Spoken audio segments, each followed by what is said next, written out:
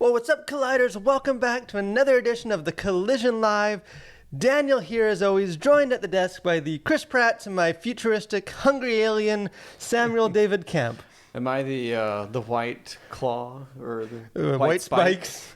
Well, I will. You said you be it's the judge. not. Who's who in this analogy? So we're here, as we are every week. Tuesday live, except for when we pre-record an episode on a Thursday. And it's not live. So this is the not live edition of the Collision Live. So again, if you guys are watching this, we're like Chris Pratt, we're projecting ourselves into the future, and we're both out of town at the moment, enjoying vacation. Not here, so we thought we don't want to miss an episode. Yeah. So we're just going to pre-record this. We wouldn't leave you guys hanging without your precious we don't want to Tuesday noon. We don't want to leave you with a Collision Live hole in your heart and your soul. So again, we won't be live, so if you post comments and stuff, we won't be able to respond to those on the show. But go ahead and do that, and we'll still respond to that and dialogue about that either while we're watching it or later on, and still like to have that discussion. Yeah. But yeah, like always, we're here to just talk about pop culture. As a Christian, what do we do with it? How do we engage with it? And there's a couple of general topics that we can get into. And the first one is it's a controversy, and then we're going to get into some MCU stuff in honor of Black Widow coming out. But so this is one that didn't just happen. It happened a couple of weeks ago. Yeah. I think we maybe mentioned it on the show at some point, but we didn't really dialogue about it. It's kind of still an unfolding story. But I thought there is a lot for us as Christians to wrestle with. And again, if you guys have been watching this show for a while, you know that this isn't really. This was never intended to be like an answer show where we're the gurus and we have answers. It's really just a conversational show. So this is sort of a messy situation that there's not necessarily here's the right answer for a Christian, but we thought we'd just sort of at least start the conversation wrestling through this. So if you guys have been following the pop culture news and stuff for a while, Mumford & Sons, the great, super successful kind of folk rock band that's been out there for a while. One of the biggest acts going right now. Their banjo player Winston Marshall kind of found himself in some hot water for a tweet he did about a book that people on Twitter surprisingly weren't gracious about, had some issues with, and kind of attacked him for supporting and recommending this book. What a mild way to put it. Weren't gracious. Yeah, weren't gracious. You can say that about a lot of our culture today. Yeah. So he kind of stepped back from the band a bit. Eventually, did kind of apologize. Did sort of what you would think the stereotypical kind of groveling apology, and I'm so sorry, I'm going to change, and really thought the situation would just be done. That's usually how it works. But he kind of switched the narrative and penned kind of an article explaining that he is leaving the band. That he just, even though he apologized, even though the mob kind of backed off, that he just sort of felt within his conscience that it was the right thing just to back away. And I thought, so that's sort of the backdrop, the story, and kind of within there, I thought we could just dialogue a bit about, it raises some issues as far as sort of just, I think as the culture, sort of this, the cancel culture you keep hearing about, and just sort of this mob mentality. And then also just sort of what is, as far as I know, Winston Marshall, he's a professing Christian.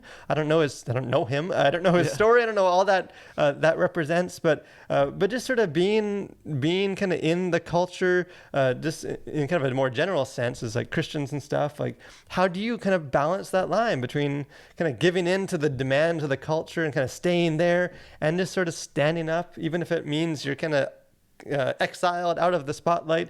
So, what do you think? What is the You want the definitive answer? Yeah. So what should he have done? Yeah. Yeah. No. It like you said, it raises a lot of really kind of somewhat complicated things, but also I think you can kind of track, at least based on the article that he wrote and posted on Medium, sort of you see sort of his heart and what he wanted to do, and ultimately I feel like he stayed true to himself, as corny as that sounds, and like I feel like ultimately did the right thing. But I think it just speaks to this issue in our culture right now, that it's like you can't be wrong on the sort of the feeling of the day. Like you have to toe the line, and that line changes sort of willy-nilly, and who knows where that line's going to be, but you kind of have to guess where it's going to be. And and really doing something that, he read a book, and which is just, it's absurd that like this is even a conversation. He read the wrong book, Exactly. apparently. Oh, did he? Yeah. And regardless of the book, I mean, and even if it was even something more controversial or some book that just had a lot of issues or I don't know, some horrible book that he reads, like you kind of want to say, so what? Like, so he read a book that people disagree with or don't like the author of. It's like, why is that such an offensive thing? And it wasn't even just like, hey, I worship at the altar of Andy No, and like everything he does is amazing, and I want to be Andy, and it's like, well, that's not what he did. It's really sort of, hey, thanks for this book. Hey, thanks for addressing this thing I've been thinking about, like, which is, again, as like an academic or someone, or just like a curious person I read lots of books that I disagree with 99% of, and I would even recommend it to some people just because it's interesting thoughts. It's get your brain working. But I think kind of like you said, the word grace is one that keeps coming back for this situation. I think we were talking about this before we went on air or before we started recording, and just if you guys haven't read his article, it was why I'm leaving Mumford and Sons. It's worth the read. Just to see his approach. It is he definitely takes the high road. He's not kind of shooting back and fire with fire. He is very kind of gracious with it. And I think just as a culture, this whole situation just sort of shows that there is no grace. And I think we were even talking about like Lauren Daigle, the artist. It's an older story now, and she got a lot of heat for some of her answers on like a talk show, and just that it is a tricky situation to be like a Christian or conservative or whatever, like in a very hostile culture or industry, that it is hard. Like, it's easy for us I would just stand up for my convictions, and but we're kind of armchair quarterbacking it. Like, when your career is sort of on the line, and again, I think, because in one sense, some of the pushback is like, hey, this situation was done. Like, he's going to kind of, for all we know, he's leaving the spotlight. Maybe he finds success sort of in his new endeavors. But, it's hard to reach the same peak. Like, shouldn't he just sort of go along with the culture and kind of keep himself there so he can be an influence from the inside? And kind of some of the same conversations like Gina Carano with the Mandalorian. Like, hey, if she just apologizes, then like she's, we need more conservatives or we need more Christians, like, in Hollywood on these big shows. Like, she's kind of giving up that. Like, so there is a side of, it's. Well, yeah, I mean, that's sort of it's tough because it's easy, I think, for everybody on Twitter to sort of dogpile on something and give their 2 cents when they have no idea, like, really what they would have done had they been in that situation. Because we can't possibly know what it was like for Winston to go through this, and what the conversation was, between the band or with Gina Carano or any of the other stuff. And so it's easy to just kind of say, like, well, obviously this is the answer, or this is how you should have approached it. But you don't know what's happening there behind the scenes. And I also think, like, to sort of say, well, just, if you just compromise a little here and just stick it out so that you can have even more influence and then stand up for what you believe in. It's sort of like, well, if you do that, like, if you compromise now and wait till you have like a bigger platform or try and work it out from the inside behind the scenes, like, I don't think that day is ever going to come for you. Like, I don't think you're going to have the necessarily effect that you tell yourself you're going to have if you just sort of like stay quiet or stay in your lane. I mean, because you could easily say, like, well, Winston, he's the banjo player for an awesome rock band. It's like, he didn't have to do any of this stuff. Like, why don't you just keep playing banjo and rocking and because he has being a bright light, around the world and the touring. And it's sort of like, well, yes, but he's also not like staying with his convictions and being a person of integrity. He has a good, one of the lines at the end of this article, again, I encourage you to check it out. Said, I could remain and continue to self-censor, but it would erode my sense of integrity, not my conscience. I've already felt that beginning. And it's, Yeah. you know, a lot of the premise of this, what he was writing is this, you know, I had everything, you know, like he had success, he had money, he was kind of living the dream, but it's just none of that is worth it if you have to kind of sell out your convictions. And I think you almost see the same with like a J.K. Rowling, like, you know, where she was beloved and like, you know, she's established enough and she's not going to, like, you know, go into poverty or anything anytime soon because of her convictions, but sort of at a certain point, she gives up being the darling of like at a whatever. certain point, you do need to, you know, you do need to just stand firm and sort of this, like you were saying, like this sort of just kind of play the game, like kind of, you know, give a little here, give a little here, just, you know, so that you stay in a position of influence.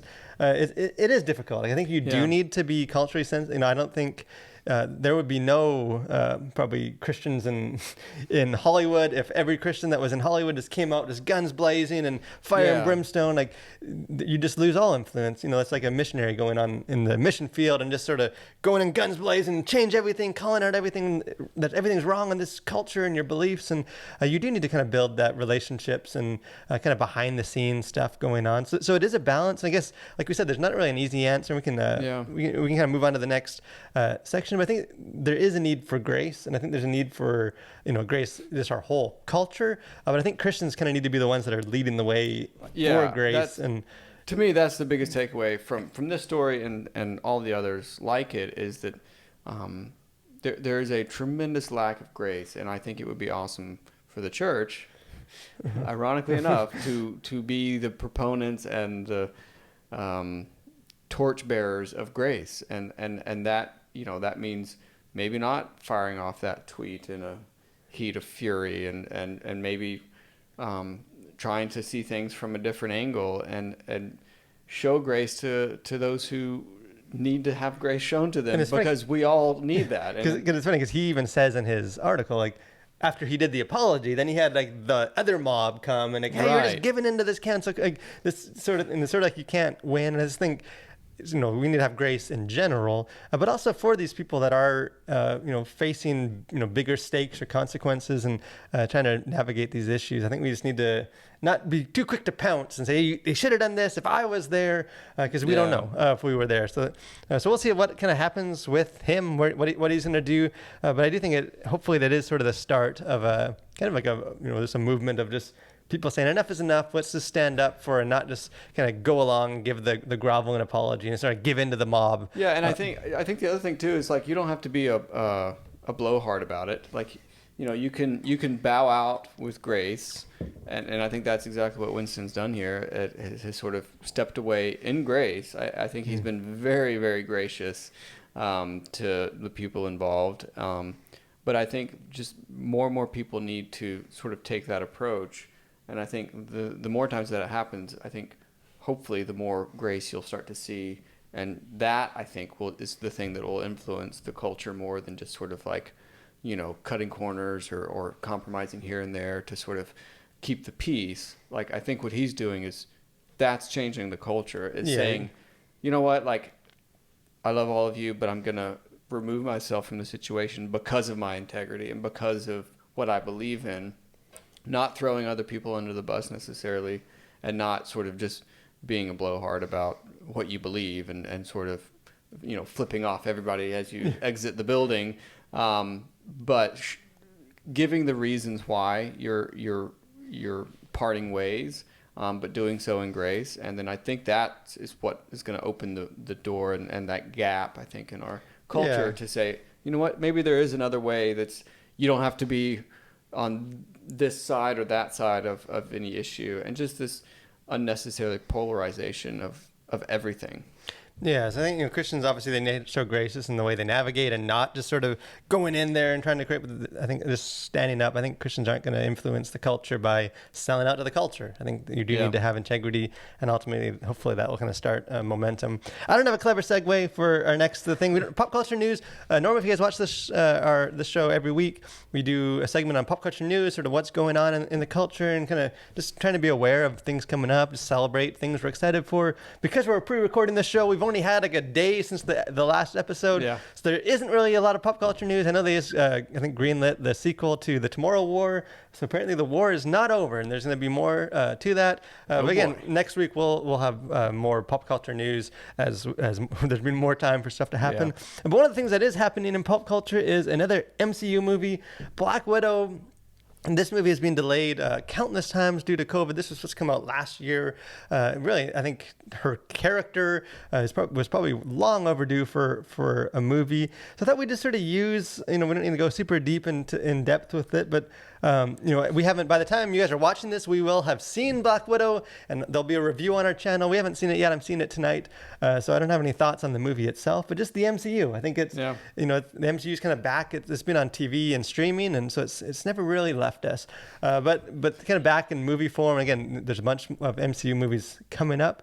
So that we just sort of kind of reflect on like what is sort of the state of the MCU. What is I guess legacy is not over. Obviously, it's still going, but kind of the good and the bad. Like, what do you think? When you think of the MCU today, what kind of role does it kind of fill in today's sort of pop culture? And yeah, that's interesting. I think it's it's in some ways I think it sort of reflects the current culture. So I watched a few episodes of the Falcon Soldier we'll never Winter guy. We'll never get that title right. Yeah. And so you see, I feel like most of the movies have a very close parallel to sort of where the pulse of the culture is at the time. And so I think there's something about a lot of those movies that are very like sort of in the moment, if that makes sense.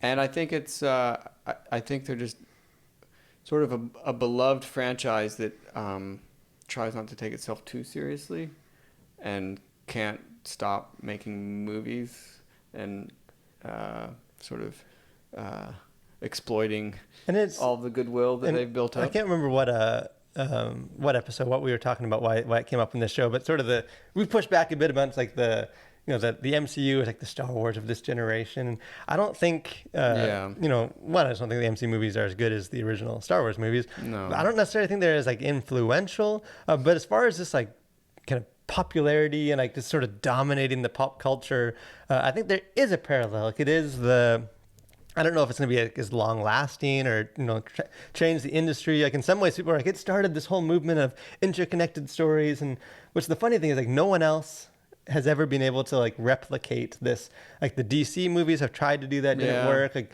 I know they were going to try and do that with like the MonsterVerse and like all these like monster movies and connect. And like it sort of shows like it's not easy to tell, all these stories that interconnect into like a bigger, like, obviously everyone's trying to do it and no one can seem to kind of crack it. Like that is like a huge. There is some sort of a magic sauce with Marvel, and for better or worse, like they've tapped into something that is going to keep it going. I think for many years to come, and I think the reason it's so like sort of just in the culture is because it like they're just constant like productions. Like there's constant movies coming out and TV shows and like sort of offshoots and backstories and all of these sort of things, and so it's always sort of present in a way that something like the original Star Wars they did you would wait years and there wasn't like a TV show like now there is, but there wasn't like when it was coming out. Like it's just it is everywhere. Like the superheroes and like I have 6-year-old twin boys and like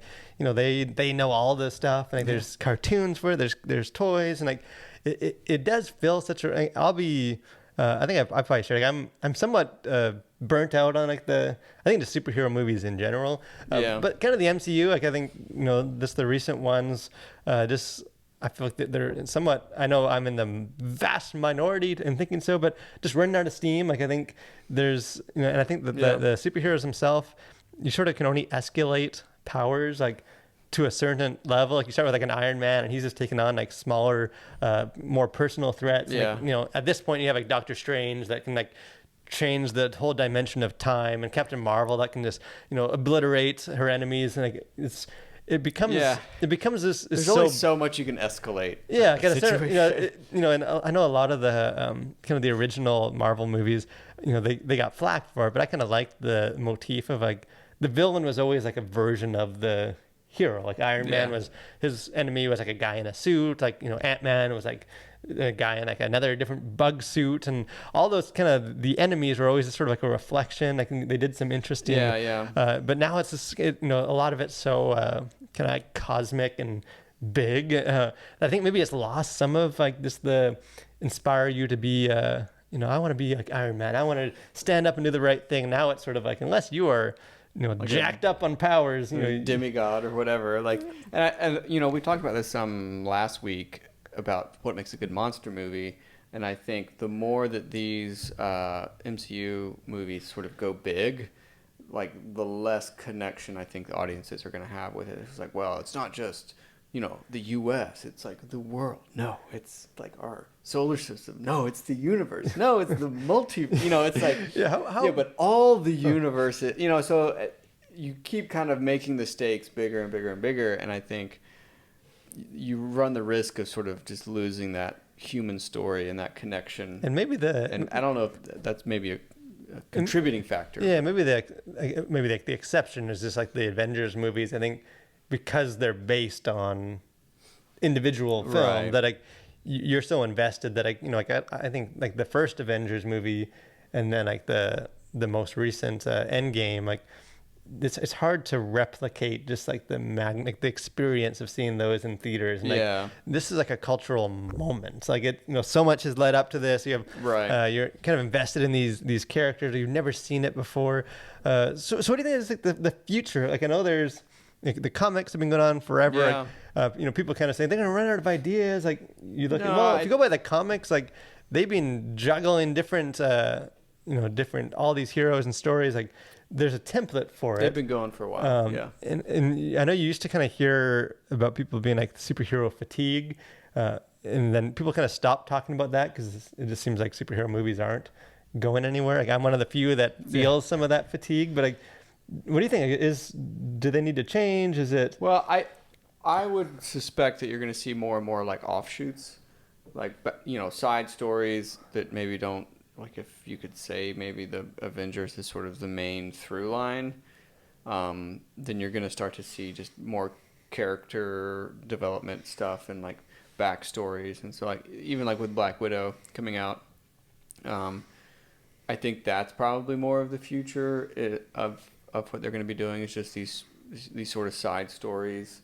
And I think it's an inexhaustible resource like MCU and like even we could say Star Wars or even DC, even though they've kind of not haven't had as much success. Yeah, not had the success that MCU has. But I mean, I think you're just going to see more and more sort of the niching down of some of these movies and TV shows or these characters that are just going to continue to look at these sort of side things, and there'll maybe be sort of some big cameo of the Hulk or whoever in some of these, but I think you're just going to start following these more interesting stories off to the side. Yeah, and I could see that having a pretty long run. Like and at some point they're probably just gonna like, hey, this is like an alternate timeline and this sort of almost like a reset that isn't a reset because they can still have characters crossover. I do think like one of the things I like about the MCU is like obviously you have guys like Loki and he has his own show, but it's really not like they've really stuck with like kind of classic superheroes. Like they're like Iron Man is like a jerk kind of, and like you have like they're flawed, but they're not like these like anti-heroes or like torture like where like they're good guys but they're also kind of bad guys, and but their means justify their ends, a lot of like the on the other like DC's like Suicide Squad and Harley Quinn and kind of leaning into Joker, like leaning into more kind of the villain aspect. I think there's a place for that too, but I do think there will always be a role for like inspirational people, like heroes. One of the ironies of these movies I've mentioned a bunch of my reviews is like they're sort of supposed to like inspire the everyman or every woman to like stand up and do the right thing, but like, they do it with these characters that are just have these Not like even close to immense human. powers and stuff, and it's it's like, well, I wish I could be Wonder Woman or something, but If you try hard enough, Yeah. you too can be a demigod. yeah, you just gotta learn to fly and shoot lightning or lasers out of your eyes, and Yeah.